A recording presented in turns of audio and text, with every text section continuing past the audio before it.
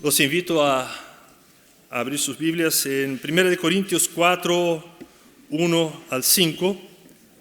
También lo tendremos en forma de presentación. Puse el título Servidores de Cristo. Un título tal vez bien propicio a lo que hemos o celebramos en el día de hoy. Damos gracias al Señor por nuestros pastores y queremos meditar unos momentos en esta situación que se presentaba en la iglesia de Corinto, una iglesia pujante, una ciudad comercial con 2 puertos cerca, era un nexo entre Oriente y Occidente, pero como toda ciudad cosmopolita, tenía alto nivel de corrupción, inmoralidad, idolatría, diferencias sociales. Y a pesar de ser una ciudad no tan de intelectuales como era Atenas, la ciudad griega, valoraba mucho lo que era la sabiduría humana y el discurso elocuente. Infelizmente, todo este entorno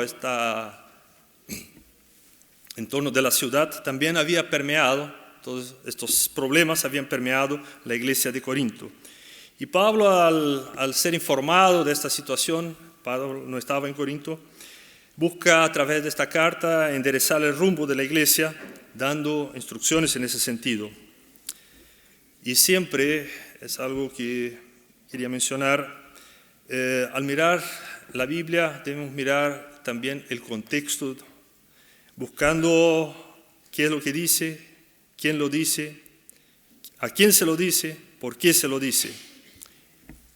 Es necesario este viaje hacia el pasado, buscar esta información y después traer a nuestro tiempo las enseñanzas que son aplicables a nosotros hoy. No todo lo que dice de forma literal, si lo hacemos, tenemos que buscar esta información, buscar el contexto en el cual fue escrito para tener la interpretación correcta también para nuestro tiempo. Un ejemplo, cuando Pablo critica a la sabiduría humana y la contrapone contra la sabiduría de Dios, no está criticando la ciencia, el desarrollo intelectual. El tema es que los corintios tenían un concepto erróneo del Evangelio. O sea, ellos ya tenían sus eruditos y para ellos el Evangelio era una locura. Eso de que el Hijo de Dios, Dios mismo, viniera, se hiciera hombre, encarnara, pero después se sacrificara en nuestro lugar, en lugar de la humanidad, en lugar de las personas. Era una locura para la sabiduría de la época, donde los líderes, los grandes, tenían que ser exaltados, tenían que tener un lugar prominente y eran adorados. Entonces, ellos estaban aplicando el valor o valorando demasiado la sabiduría humana y aplicándolo también a lo que era el Evangelio.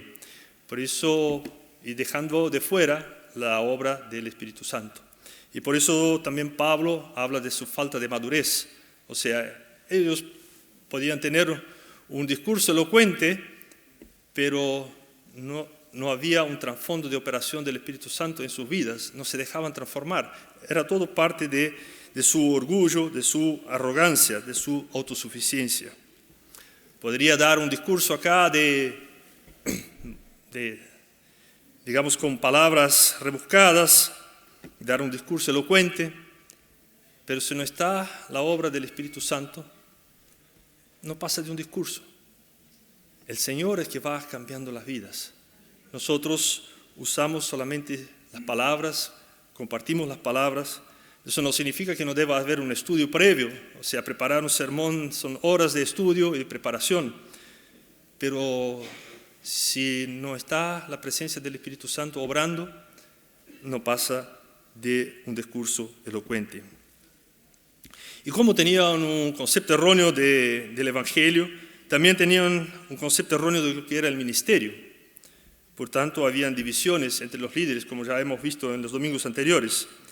Y ciertos grupos, de ciertas facciones, seguían a diferentes líderes, a Apolos, a Cefas, a Pablo.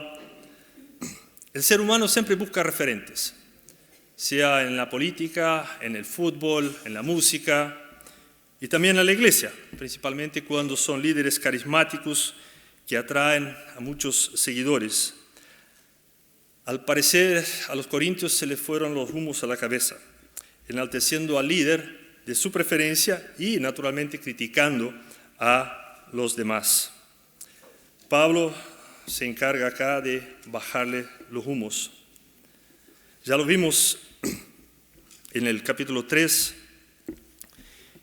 como Pablo trata de este tema de las divisiones, pero queremos ahora introducirnos en el capítulo 4 y dar lectura a los versículos 1 al 5. Voy a dar lectura por la versión NBI. Que todos nos consideren servidores de Cristo, encargados de administrar los misterios de Dios. Ahora bien, a los que reciben un encargo se les exige que demuestren ser dignos de confianza. Por mi parte, muy poco me preocupa que me juzguen ustedes o cualquier tribunal humano. Es más, ni siquiera me juzgo a mí mismo, porque aunque la conciencia no me remuerde, no por esto quedo absuelto. El que me juzga es el Señor. Por lo tanto, no juzguen nada antes de tiempo. Esperen hasta que venga el Señor. Él sacará a la luz lo que está oculto en la oscuridad y pondrá al descubierto las intenciones de cada corazón. Entonces cada uno recibirá de Dios la alabanza que le corresponda. ¿Cuál es la posición acá de Pablo? Aún siendo apóstol, teniendo este título, se pone acá como servidor de Cristo. Algo que él tenía presente y que también hacía presente a los corintios, que deberían tener a sus líderes como servidores de Cristo. Como que dijera Pablo, miren a Cristo, no a nosotros. Nosotros no somos Cristo, sino que no sigan a nosotros, sigan a Cristo. Porque ¿quién es el único digno? Lo hemos cantado, lo hemos tenido acá una interpretación hace 2 domingos atrás, magnífica del hermano Juan, como siempre. El único digno es Cristo. Jesús es el único digno.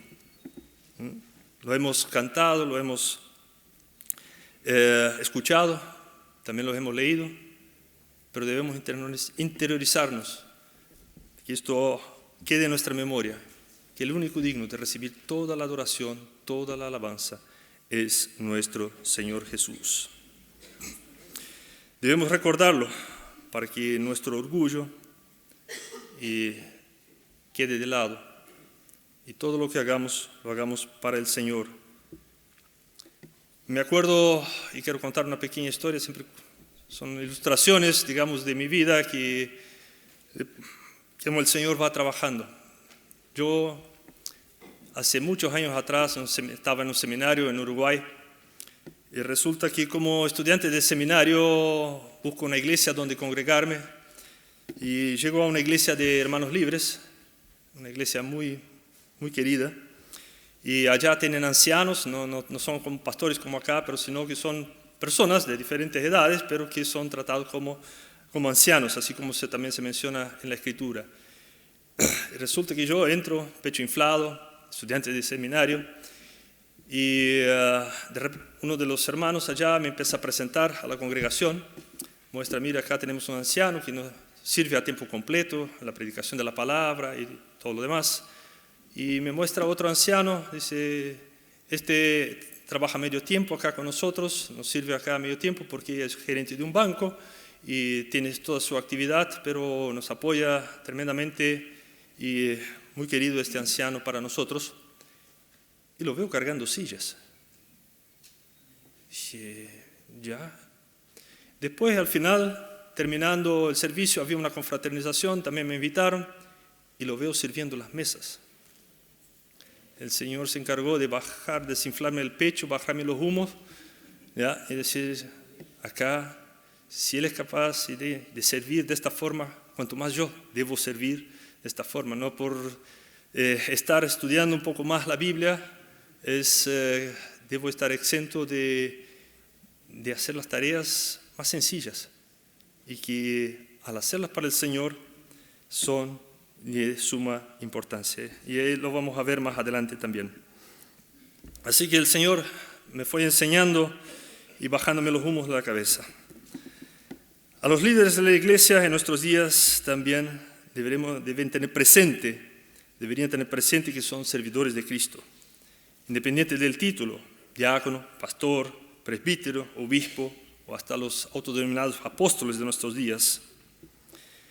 ¿Y quién nos dejó enseñanza respecto de cómo debemos nosotros mirarnos unos a otros y también a nuestros líderes? En Juan 13, del 12 al 17, el Señor Jesús nos enseña: cuando terminó de lavarle los pies, se puso el manto y volvió a su lugar. Entonces le dijo: ¿entienden lo que he hecho con ustedes? Ustedes me llaman maestro y señor, y dicen bien, porque lo soy. Pues si yo, el Señor y el maestro, les he lavado los pies, también ustedes deben lavarse los pies los unos a los otros. Les he puesto por ejemplo para que hagan lo mismo que yo he hecho con ustedes. Les aseguro que ningún siervo es más que su amo y ningún mensajero es más que el que le envió. ¿Entienden esto? Dichosos serán si lo ponen en práctica. Teniendo siempre presente que la obra es del Señor, podremos tener unidad en la diversidad. Somos todos distintos, pensamos distintos, corrientes políticas distintas, equipos de fútbol distintos, tantas cosas que nos dividen. Pero lo que nos une es Cristo. Estamos todos acá, ¿por qué? No para seguir un líder, a un pastor, a un diácono. Estamos acá para seguir a Cristo. Y lo que nos une es Cristo. Debemos tenerlo siempre, siempre presente. Encargados de administrar los misterios de Dios, la segunda parte del versículo 1. Los encargados son responsables, están a cargo, tienen una responsabilidad. Si le han dado una tarea, eres responsable de llevarla a cabo. Si le han puesto delante de un grupo, eres responsable de guiar a este grupo. Vayan y hagan discípulos a todas las naciones. Era lo que el Señor nos ha encargado. Y Pablo acá estaba cumpliendo a cabalidad la tarea encomendada. Encargados de administrar. Acá alguna otra traducción dice administradores. El vocábulo griego que Pablo usa acá también puede traducirse como mayordomo, dispensador. El mayordomo de la época era encargado de administrar los bienes de su señor y también a otros empleados de la casa o esclavos también. Entonces, no administraba lo suyo, sino lo que su señor le asignaba. Era responsable también por los demás que estaban asignados bajo sus órdenes. Por lo tanto, era un cargo de confianza. Encargados de los ministerios de Dios. Las verdades que estaban guardadas por Dios ahora habían sido reveladas por Cristo, siendo uno de los textos, solo para ejemplo, 1 Timoteo 3:16. No hay duda de que es grande este misterio de nuestra fe, y se manifestó como hombre, fue justificado por el Espíritu, visto por los ángeles, proclamado entre las naciones, creído en el mundo, recibido en la gloria. Un misterio que antes no había sido revelado, pero que ahora, a través de Jesucristo, se estaba revelando este amor de Dios hacia la humanidad. Se estaba revelando el Señor. Versículo 2 dice: ahora bien, a los que reciben un cargo se les exige que demuestren ser dignos de confianza, lo que ya habíamos visto en un principio. El mayordomo o administrador debe ser de confianza. Una traducción dice fiel, por supuesto, está encargado y es responsable por la administración de los bienes de su Señor y también de otras personas. La fidelidad y la confianza deben ser demostradas. Elecciones de diáconos, y eso me llamó la atención cuando estudié por primera vez este texto de la elección de los primeros diáconos en la iglesia. Eso está en Hechos 6:3, ya vamos a leer ese texto. Y el contexto de este versículo es, estaban las viudas de habla griega, habían quejas de que no estaban siendo bien atendidas, así como las viudas de habla aramea o de los judíos. Así que los apóstoles dijeron, escojan a 7 hombres de buena reputación para que hagan este trabajo. Dice el capítulo 6, versículo 3 de Hechos: hermanos, escojan de entre ustedes a 7 hombres de buena reputación, llenos del Espíritu y de sabiduría, para encargarles esta responsabilidad. Yo pensaba, Señor, ¿no será mucho para servir a las mesas? Pero era lo que tenían que hacer, servir a las mesas, servir a las viudas. El dicho de que reparte se lleva la mejor parte no tiene cabida con el Señor. Habría que ser diligente. Para esto había que ser de confianza, había que ser intachable, para corregir esa desigualdad que estaban sufriendo las viudas y hacerlo con excelencia. Todo lo que hagamos para el Señor lo debemos hacer con excelencia. Lo mejor dentro de nuestros límites, de nuestras limitaciones, pero con excelencia. El administrador debe velar por los intereses de su Señor y no por sus propios intereses. En 1 de Timoteo 3, ahí están todos, pueden leer todos los requisitos para los obispos, pastores, diáconos. Hay una larga lista. Y uno dice, es harto, pero sí necesario para comprobar la fidelidad de los que dirigen a la iglesia. Entremos en una segunda parte de este texto que menciona, versículo 3, la primera parte. Por mi parte, muy poco me preocupa que me juzguen ustedes o cualquier tribunal humano.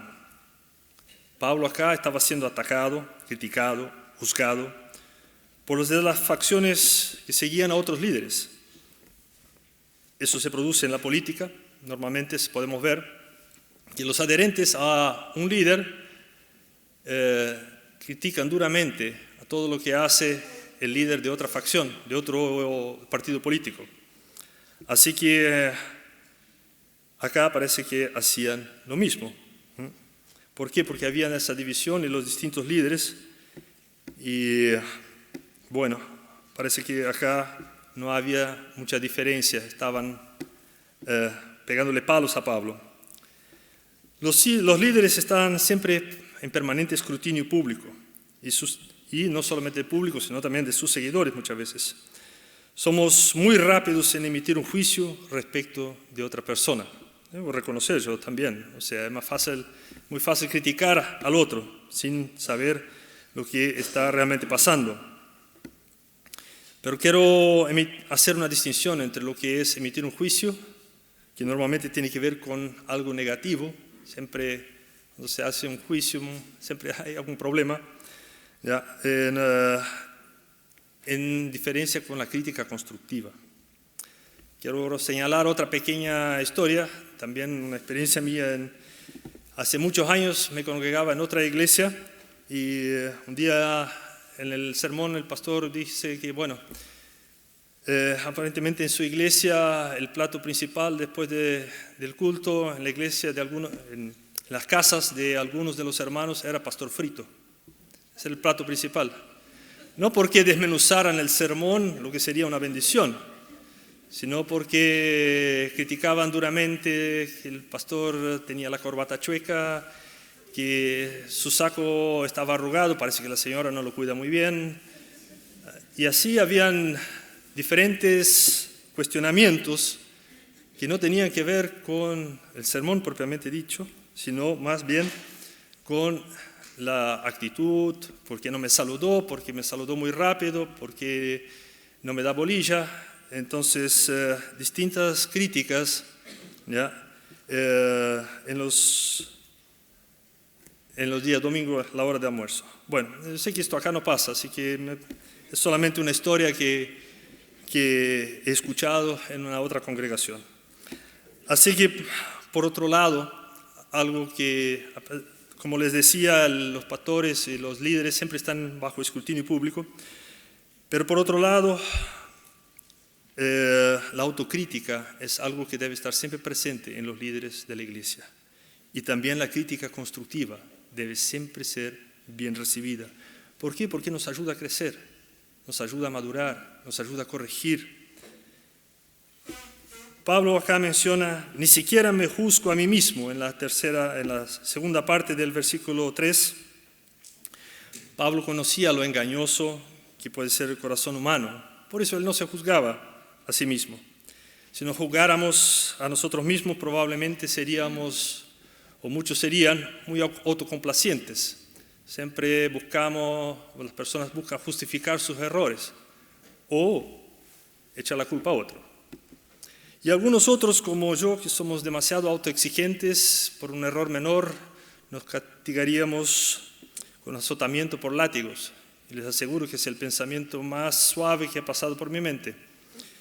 Entonces mejor dejemos, así como Pablo, que el juicio venga por parte del Señor. Pablo prefiere dejar el tema de juzgar al Señor. Dice el versículo 4, porque aunque la conciencia no me remuerde, no por esto quedo absuelto. El que me juzga es el Señor. Aunque Pablo estaba tranquilo respecto a su conciencia, respecto a su fidelidad a Dios, respecto a la ejecución de la tarea que el Señor le había encomendado, sabía que tenía que prestar cuentas al Señor. Así también todos nosotros. Quiero leer 2 Corintios 5:10, dice, porque es necesario que todos comparezcamos ante el tribunal de Cristo para que cada uno reciba lo que le corresponda, según lo bueno o lo malo que haya hecho mientras vivió en el cuerpo. Y con esto quiero enganchar el versículo 5, la primera parte. Por lo tanto, no juzguen nada antes de tiempo. Esperen que venga el Señor. Él sacará a la luz lo que está oculto en la oscuridad y pondrá a descubierto las intenciones de cada corazón. Nosotros nos fijamos en la apariencia, el Señor se fija en lo que está en el corazón. Me recordaba cuando estaba estudiando que Samuel, cuando estaba por ungir a David como rey, ahí se fijó en uno de los hermanos de David y dijo, este será fuerte, alto, fornido, buena apariencia, tiene pinta de rey. Y el Señor le dice, no, yo lo he desechado, porque el hombre se fija en la apariencia, en lo que está delante de sus ojos, pero yo me fijo en el corazón. El Señor nos conoce, sabe con qué intención hacemos las cosas. Solo recordar cuando vimos la prédica del pastor Javier hace un par de domingos atrás, el capítulo 3, versículos del 11 al 15, en cómo construimos sobre el fundamento que es Cristo. Madera, paja, estos se queman por el fuego, pero el oro, la plata, el fuego los hace más puros y así recobran mayor valor todavía. Dice el final del versículo 5, entonces cada uno recibirá de Dios la alabanza que corresponda. Recompensa prometida por la fidelidad del servidor en administrar lo que el Señor le ha entregado. Dice otro texto que ningún ojo ha visto lo que el Señor tiene preparado para los que le aman. Otro misterio. Pero un día, estando delante del Señor, el Señor va a recompensar a cada uno según lo que haya hecho. En resumen, los líderes de la iglesia deben ser considerados como servidores de Cristo. están encargados de administrar lo que el Señor les ha entregado que administren. Deben ser fieles y de confianza probada. El Señor es el que debe juzgar y no a nosotros. Nosotros miramos las apariencias, el Señor mira el corazón. Él juzga según las intenciones de nuestro corazón y también recompensa al siervo fiel. Lo que hicimos hoy fue reconocer la fidelidad de los servidores de Cristo, pastores, pastoras, que nos sirven en nuestra iglesia. Y quiero terminar con un versículo, 1 Timoteo 5, 17. Los líderes ancianos, o sea, la versión NBI en digital dice líderes, la versión en papel también en otras traducciones dice ancianos, que no significa que por eso que sean viejitos, sino que son las personas encargadas de guiar a la iglesia. Los líderes que dirigen bien los asuntos de la iglesia son dignos de doble honor, especialmente los que dedican sus esfuerzos a la predicación y a la enseñanza. Que el Señor bendiga a nuestros líderes. Oremos. Querido Padre Celestial, damos gracias por el privilegio de estudiar tu palabra, de mirar a esta iglesia de Corinto con todos estos problemas y dificultades. Señor, que tenían también un concepto erróneo del ministerio. Damos gracias por este ejemplo que tú nos das a través de que nosotros todos debemos considerarnos servidores de Cristo. Señor, tú te encargas de guiarnos, Señor, dejarnos estos ejemplos en la Escritura para que podamos aprender de ellos. Por otro lado, Señor, queremos dar gracias por los líderes que tenemos. Señor, damos gracias porque son servidores tuyos y nos sirven también a nosotros por medio de la predicación de tu palabra, por medio de la administración de la iglesia. Damos gracias, Señor, pedimos tu bendición para cada uno de ellos. Y, Señor, sigue guiándonos, dirigiéndonos, para que toda la congregación sea bendecida a través del trabajo de estos líderes, guiados y dirigidos en cada momento por ti. En el nombre del Señor Jesús. Amén.